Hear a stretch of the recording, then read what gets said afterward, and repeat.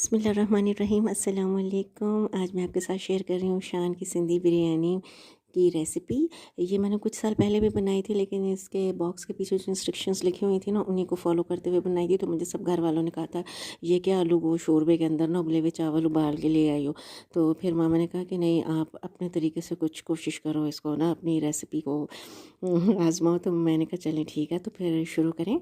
अच्छा जी, ऑयल के अंदर मैंने लिया है प्याज, इसको हम फ्राई कर लेंगे। ये देखिए मैंने ब्राउन कर लिया है। इसको थोड़ा सा प्याज गार्निशिंग के लिए हम इसमें से निकाल लेंगे, और बाकी जो प्याज है उसे अलग निकाल लेंगे। ऑयल में से मुकम्मल तौर पे प्याज निकालना, और उसी ऑयल में आपने डाल देना है चिकन।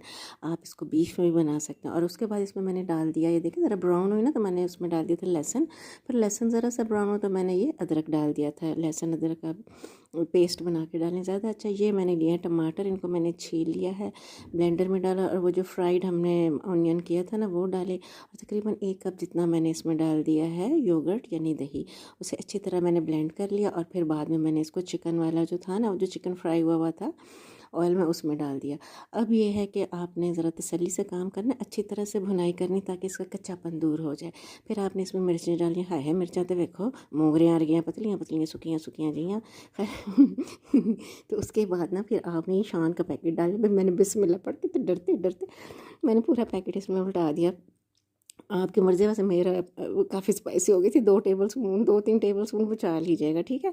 हर एक का अपना टेस्ट होता है ना, तो अपने टेस्ट के अकॉर्डिंग डालिएगा। बेशक आधा पैकेट डालें, बेशक 2 टेबल स्पून बचा लें। वैसे मैंने आपके सामने पूरा डाल दिया। अच्छा, इसकी फिर भुनाई करनी है अच्छी तरह से, इसको ना फ्राई करना कच्चापन ताकि दूर हो जाए इसका। और देखें ये अच्छी तरह हो गया, बबल्स बन रहे हैं और ऑयल छोड़ दिया है, ठीक है। अब आप एक तरफ आराम से बैठ जाएं। अब दूसरी तरफ आपने ये करना है कि आलू जो है ना फ्राई करने। अच्छा, आप किसी भी शेप में आलू काट सकते हैं। ये देखें मैंने ये आलू फ्राई किए हैं, इसको थोड़ा सा जर्दा में लगाते हैं, आलू के गोल गप्पे लग रहे हैं। अच्छा, दूसरी तरफ मैंने प्लेट में ये ना स्लाइसेस छिलका उतार के टमाटर के कर लिए थे, यानी काट लिए थे। और ये है कटा हुआ फ्रेश धनिया और पुदीना।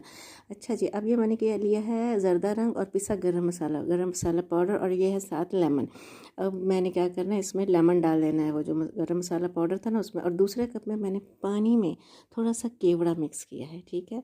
अच्छा जी, चावल मैंने लिए थे पुरानी बासमती, इसको मैंने आधे घंटे के लिए भिगो दिया। अच्छा, चावल ना 10 मिनट पहले आप इसका पानी निकाल दें, इसको हवा में इस तरह ड्राई होने दें थोड़ा बहुत ना। फिर आप जब चावल बनाएंगे ना वो बहुत खिले खिले बनेंगे। अच्छा, चावल हमने एक कनी पे बॉयल करके ना छलनी में से अच्छी तरह से इनको ड्रेन आउट कर दिया था पानी को। फिर हमने लगाई थी लेयर्स। आपको पता है कोई भी बिरयानी बनाते हैं तो उसमें हम कैसे लगाते हैं, वो कौरमे की लेयर होती है, ये पोटैटोज़ जो मैंने फ्राई किए थे उनकी लेयर है, प्याज की लेयर और टमाटरों की लेयर है। और एंड में मैंने वो जो दो मैंने बनाए थे ना रंग, वो दोनों रंग मैंने इसमें ना डाल दिए थे ना।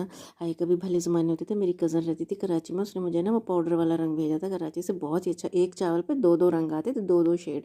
तो अब वो कराची से लाहौर शिफ्ट हो गई है ना, है तो अब मैं इन्हीं कलर्स पे ना इक्तफ़ा करती हूँ। ये लड्डुओं वाला जो रंग होता है ना इस पर। बहरहाल आप ये ट्राई कीजिएगा, बड़ी मज़े की बनेगी। अपना ख्याल रखें। अल्लाह हाफ़िज़।